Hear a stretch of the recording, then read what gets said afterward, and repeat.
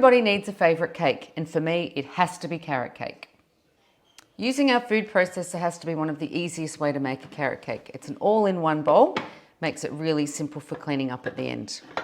So I'm going to start by grating our carrots with the 4mm grating blade. Once our carrot is grated, I'm going to remove our grating blade and I'm going to add the large main blade. We're then going to add our oil and our 4 eggs.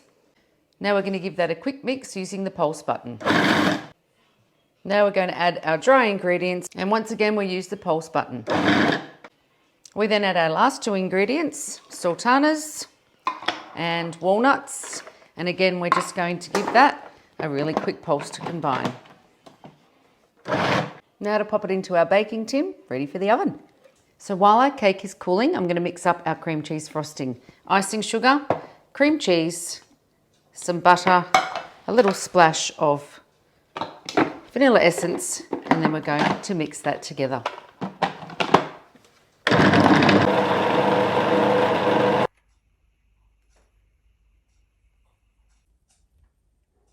Here it is, absolutely delicious and ready to eat.